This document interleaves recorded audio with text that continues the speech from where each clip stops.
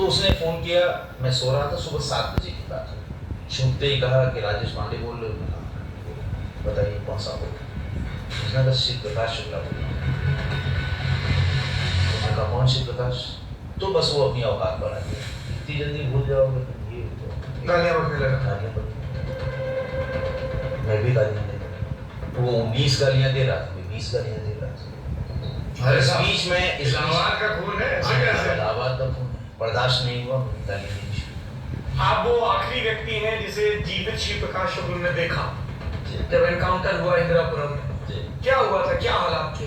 देखिए हालात तो देखिए, ये लोग जब कभी थोड़ा बहुत दबाव पड़ता था तो ये नेपाल भाग जाते थे। विराटनगर में इनका अड्डा था, वहाँ एक होटल था, होटल वाले को ये पैसा देते थे, कहते तो ये है कि जो इनको रकम मिलती थी वो रखने के लिए भी उसको देते थे।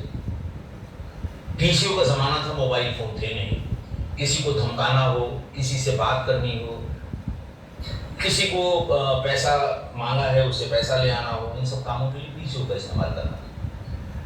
उस ज़माने में वहाँ नेपाल में भी और यहाँ अपने यहाँ उत्तर प्रदेश में या नॉर्थ इंडिया में भी पीसीओ पे जो लोग आते थे उनका नाम नंबर भी नोट किया जाता था, किस नंबर पे वो फ़ोन किए हैं ये भी नोट करते थे, क्योंकि तमाम इन्वेस्टिगेटिंग एजेंसीज ये पता करके कि फला पीसीओ से फला बदमाश ने फला को धमकी दी है, पीसीओ वाले के पास आते थे कि इतने बज के इतने मिनट पे किस फ़ोन पे बात की गई।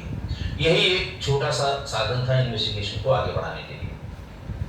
तो विराटनगर बाजार में जहाँ ये पीसीओ में ये जाया करते थे, शिप सेंट्रल टेबल पे रखा और कहा कि 1 महीना हो गया तुम रोज उनको बेवकूफ बना रहे हो कि मैं ट्रांसफर करा दूं। नहीं वो असल में मुख्यमंत्री मान नहीं रहा था, मैं फलाने से उनका डिस्ट्रीब्यूशन हुआ तो अपने रास्ते। विवेक लठानी की किडनैपिंग के बाद जब आनंद को मारा गया दिल्ली में, तो AK-47 रिकवर हुआ।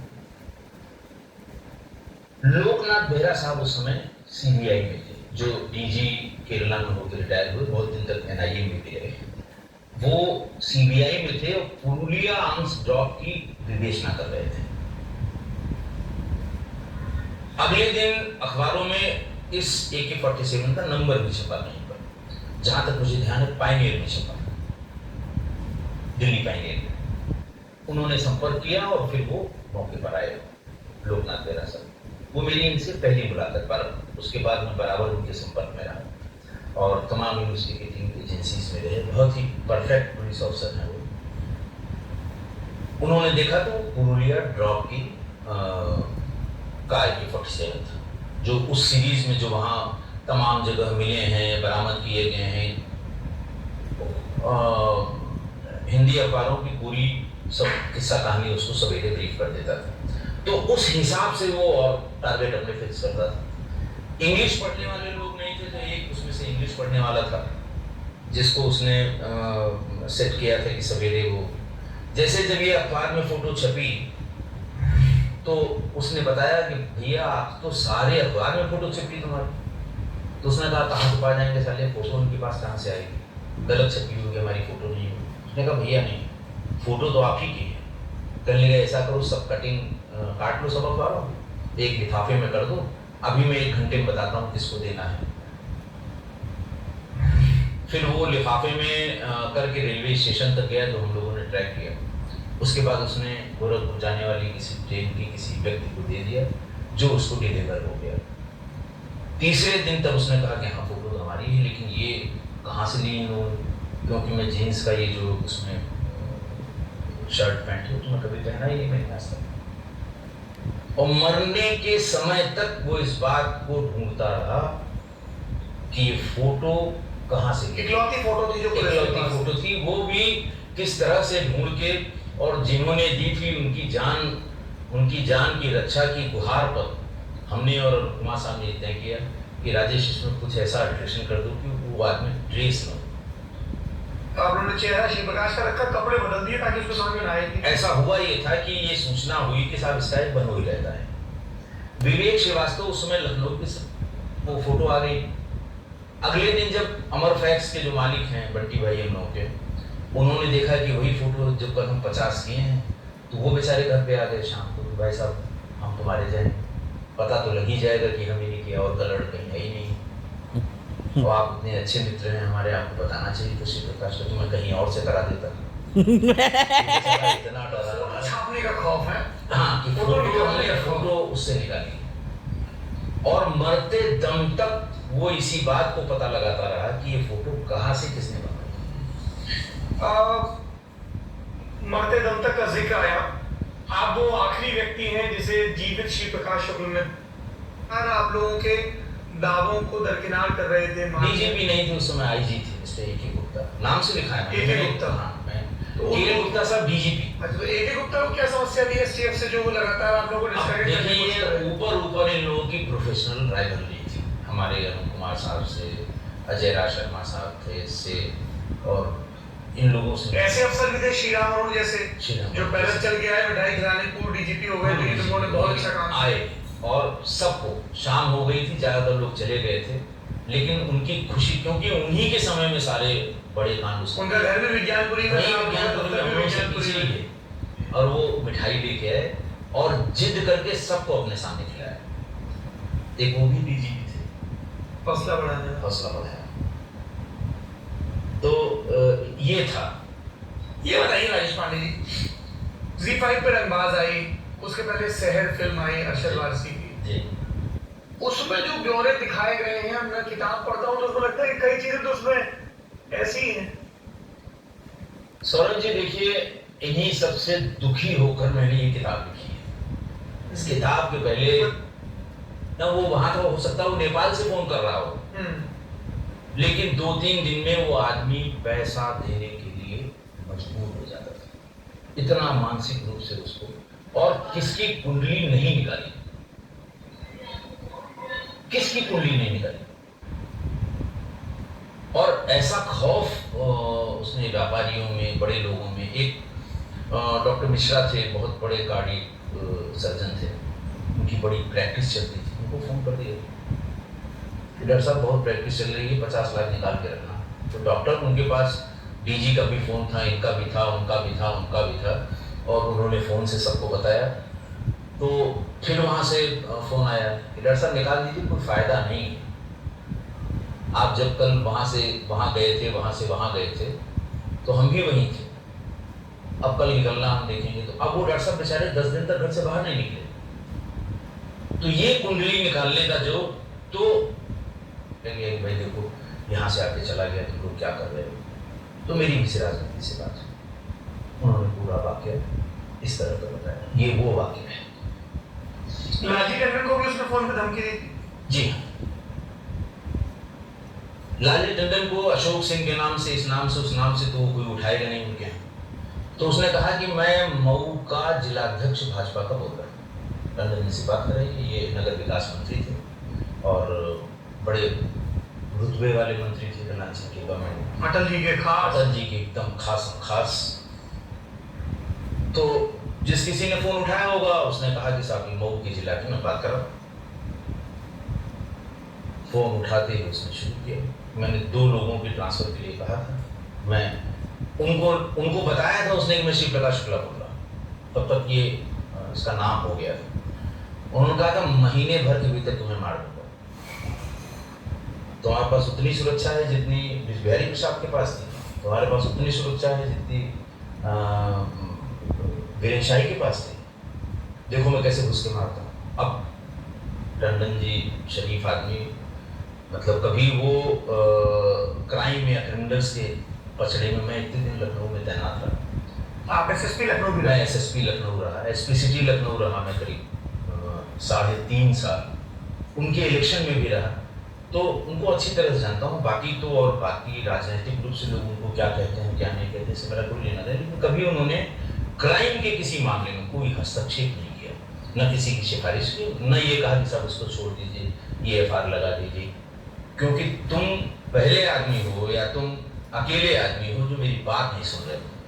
ऐसे ही फोन उसने लालजी टंडन को भी जब किया, ऐसे भी किया था, यही उस समय आगे आपको माला पहनाई तब भी गोली मार सकता था। तो ये इतना अच्छा वो नहीं, तो यूनिवर्सिटी के पढ़ने वाले गोरखपुर के कोई लड़के को फोन करेगा जिसके पास मोटरसाइकिल होगी, मोटरसाइकिल का लाइसेंस होगा, उसका अपना ड्राइविंग लाइसेंस होगा, कोई असलहा नहीं रखता होगा, प्लेन एंड सिंपल लड़का है। उससे कहा कि फला व्यापारी की उसकी कुंडली निकाल के आओ, फला जगह रहता है, फला जगह दुकान। तो ये नहा धो के सवेरे 8 ही बजे मोटरसाइकिल लेके उसके घर के सामने दुरुस्त मिलेगा। कोई चीज इलीगल उसके पास नहीं, पकड़ा भी जाएगा तो सब अपने दोस्त का इंतजार कर रहे थे। अब वो वहां से सवेरे निकला, रास्ते में पान की दुकान पे रुका, फिर वहां से अपनी दुकान पे पहुंचा। वहां चाबी वाला आया, उसको ताले को 2 बार प्रणाम करता है, उसके बाद भी चाबी लगाता है, खोलता है, फिर वहां से निकलता है। शाम को 2 दोस्तों के साथ अपने किसी जगह बैठ के वो डोसा खाता है या जो भी खाता पीता है, और फिर शाम को वो 1 आदमी, 2 आदमी, 3 आदमी सीढ़ी चढ़ के वो पहुंच गए अपने घर। वो लड़का जो कुंडली निकाल रहा था उसने ब्रीफ कर दिया रात में 9 बजे कि भैया 7:55 पे निकला था, 8 बजे मुन्ना पान की दुकान पे खड़ा होकर उसने पान खाया था, और पान खाने के पहले उसने 1 पेप्सी पी थी। उसके बाद जब वहाँ गया तो पीली शर्ट वाला इनका नौकर चाबी लेके आया था, और फिर ये खुद जो है वो लाल रंग की शर्ट और काले रंग की पैंट पहने हुए थे। इस तरह के डिटेल, वो डिटेल कहता था कुंडली पूरी होनी चाहिए। तो शाम को उसे फोन करेगा और उसको बताएगा तुम अपने आप को बहुत चालाक बनते हो, सुबह इतने बजे निकले, वहाँ खड़े हुए, पेप्सी पी, पान खाया, तुम्हारे बगल में कुर्ते पैजामे वाला भी आया था, तुमने उससे इस तरह से बात की, उसके बाद वहाँ गए, और मैं चाहता तो वहीं तुमको गोली मार देता, क्योंकि तुम पहले आदमी हो या तुम अकेले आदमी हो जो मेरी बात नहीं सुन रहे हो। ऐसे ही बोल उसने लाली टंडन को भी जब किया, ऐसे भी किया था, यही कि उस समय मैंने आगे आपको माला पहनाई तब भी गोली मार सकता था। तो ये इतना अच्छा, कई बार तो मान लिया खौफ में आ गए, बीबी ने पूछा, उनके भाई ने पूछा या पिताजी ने पूछा, भाई क्या बात है, तुमको क्या हो गया, किसका फोन आया था, तो आदमी बता देता है भैया कल को अगर मारे जाएं तो कम से कम सबकी जानकारी में तो रहे। तो उन्होंने कहा फोन नहीं उठाओगे, मैं उठाऊंगी। तो उनकी पत्नी ने उठा लिया फोन। अब अगली बार जब आए पैसा कब दोगे, उस व्यापारी की पत्नी ने उठा लिया कि क्यों धमका रहे हो, क्या कर रहे हो। तो फिर उस शुरू करेगा कि तुम्हारी भी कुंडली बताऊं मैं। तो वो थोड़ा सा, उन्होंने कहा देखो मैं तुमको 2 दिन का समय दे रहा हूं, इनसे पूछ लेना कि जब पान की दुकान पे पान खा रहे थे तो पीछे कितने आदमी खड़े थे, भाई सब लॉजिकल है ना। वो वहां था, हो सकता है वो नेपाल से फोन कर रहा हो, लेकिन 2-3 दिन में वो आदमी पैसा देने के लिए मजबूर हो जाता था, इतना मानसिक रूप से उसको। और किसकी कुंडली नहीं से निकले, और लाटूस रोड पर उनको 2500-3000 गोलियां मारी, सरे शाम मारी, सरे राह मारी। तो जब इसका किस्सा किसी हम लोगों के कांटेक्ट में बताया कि साहब इसके भदोही का पता किया जाए, तो फिर लॉटरी वालों के बीच में हम लोग सब लोग पता किया तब मामलों में, तो उन्होंने 47 का नंबर भी छपा कहीं पर की गई थी, वो बरामद। और वो 20 गालियां दे रहा था, 20 गालियां दे रहा था। इस बीच में इस्लामाबाद का खून है, इस्लामाबाद का खून है, बर्दाश्त नहीं हुआ, मुझे गालियां देनी शुरू। मैं ये भूल गया कि मेरी पत्नी और मेरे बच्चे दोनों साथ हैं, और कन्वर्सेशन होता रहा, आप देख लीजिए उसे। तो इन कहानियों से आजीज आ गया था, परेशान हो गया था, और तब मैंने डिसाइड किया कि जो इसका ऑथेंटिक अकाउंट है ये सबकी नॉलेज में आना चाहिए, क्यों है, क्या है, कैसे है। और आप सोचिए हम लोग जब पैरेलल पे सुनते थे सारे अधिकारी, तो डीपी बॉक्स हुआ करते थे पहले टेलीफोन के पोल पर। हमें मान लिया ये पता लग गया कि 5 नंबर हैं जिनके यहाँ से वो कभी कभी जाता है, या उनमें एक पीसीओ का नंबर भी था। कैसे सुना जाए, E10 B के जो एक्सचेंजेस उस समय आए थे उसमें सब इलेक्ट्रॉनिक तरीके से सुनने की व्यवस्था थी। तो वो डीपी बॉक्स में 2 पेयर लगा के टेलीफोन वालों से एसएसपी साहब बात करके उनका टेंट नीचे लगता था, जगह जगह टेंट लगे होते थे, टेलीफोन खुदा हुआ होता था, 4 लोग उसमें काम करते थे।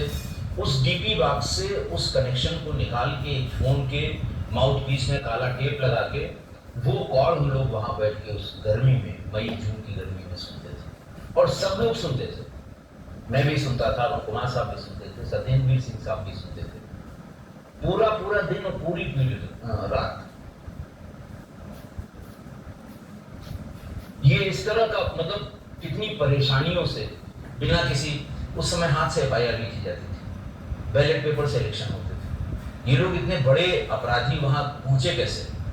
वो इसका अरमान भी वही था, इसका अरमान हमने भी बीसीओ ये देखिए वही देखिए सबसे इम्पोर्टेंट बात है जिसको ये कि इतनी 90 के दशक में अपराधियों के मन में उनकी इतना हौसला था कि हम सरकार भी बना सकते हैं।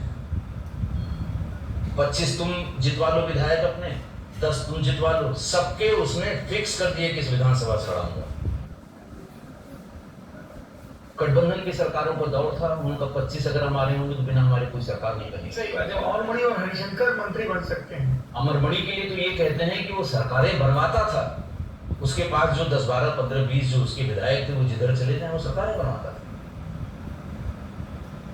वो दौर था, 90 का वो दशक था। 30 गाड़ियों का काफिला और 25 गाड़ियों में राइफलें बाहर निकली। बच्चे जो स्कूल जाते थे वो छिप जाते थे अपने रिक्शे में। ये वो दौर था और उसी में इतनी मुश्किल में खैर मोबाइल फोन आया।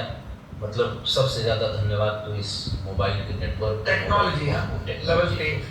दूसरा ईवीएम आ गया तो ये धंधा पानी बंद हो गया, बूथ छापने का। तब धीरे धीरे सुधार हुआ। अब तो खैर बहुत सुधार हो गया। आज की तारीख में 40% केसेस सीसीटीवी फुटेज से खुल रहे हैं। आप किसी भी चैनल पे जाके देख लीजिए, 40% केसेस, 40% केस खुल रहे हैं सीसीटीवी से। और कई माफिया माननीय हो गए हैं। माननीय हो गए। तो चीजें तो बदल गई, बहुत बदल गई। आखिरी में जब एनकाउंटर चल रहा था, गालियां वालियां बक रहा था, कुछ कह भी रहा था शिव प्रकाश? नहीं कहेगा क्या, फोर्स देख ली, भाग रहा था, घेर लिया, क्या कहेगा भागने की कोशिश करने के सिवा। जिसको ये पता लग जाए कि पहली बार हम घेरे गए हैं, पहली बार घिरे हैं, कोई रात के अंधेरे की बात नहीं थी, दिन की बात। कभी घिरा नहीं, किसी ने घेरा नहीं, किसी ने चैलेंज नहीं किया, तो जानता तो वो भी था कि हमारा क्या होना है। ये शीर्षक कहां से आया, वर्चस्व? वर्चस्व का इस्तेमाल ये खुद करता था। हाँ, जब हम लोग फोन करते थे, जैसे किसी ने पैरवी की, अरे भैया उसको छोड़ दीजिए फलाने, उनका देखो ये वर्चस्व की लड़ाई बीच में न पड़ना, मारे जाओगे। उसका पसंदीदा शब्द, उसका पसंदीदा शब्द मारा गया। देखो अपराधी का शब्द कितना अच्छा है, वर्चस्व होना भी चाहिए। इसीलिए मुझे अपराधी लोग बहुत अच्छे लगते हैं। बहुत सारे उतार चढ़ाव है, कई